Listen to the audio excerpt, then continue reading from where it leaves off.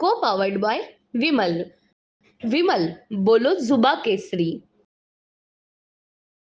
मुंबईत आज सर्वदूर पावसाची उघडी पाहायला मिळते। 2 दिवस पाऊस झाला होता, यानंतर आज पावसानं विश्रांती घेतल्याचं चित्र संपूर्ण मुंबईमध्ये पाहायला मिळते। आकाश मोकळं झाल्याचं देखील आपल्याला स्पष्टपणे या ठिकाणी पाहायला मिळते। सगळ्यात महत्त्वाचं म्हणजे राज्यात पुढील 5 दिवसात मान्सून महाराष्ट्र व्यापणार आहे आणि IMD कडून पावसाचा अंदाज व्यक्त करण्यात येतोय। तर मुंबईमध्ये आज हवेतील आर्द्रता जी आहे ती 60% पेक्षा जास्त होईल, त्यामुळे प्रचंड उकाडा मुंबईकरांना जाणवण्याची शक्यता आहे आणि त्यांनी आपल्या आरोग्याची काळजी घेणं देखील तितकंच महत्त्वाचं आहे। पण उद्या सकाळी 7 नंतर पुन्हा एकदा पावसाला सुरुवात होईल अशी शक्यता हवामान विभागाकडून व्यक्त करण्यात आलेली आहे।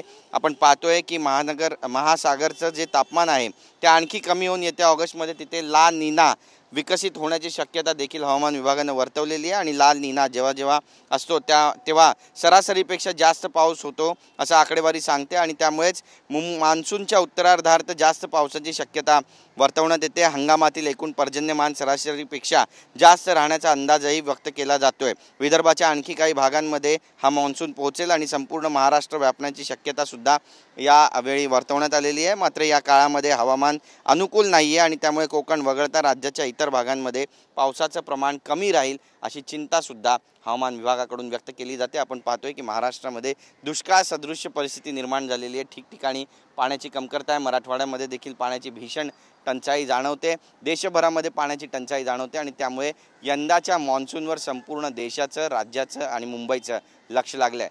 कॅमेरा पर्सन रोहन पवारसह Girish Gaikwad, TV9 Marathi, Mumbai. Co powered bye Vimal. Vimal बोलो जुबा केसरी।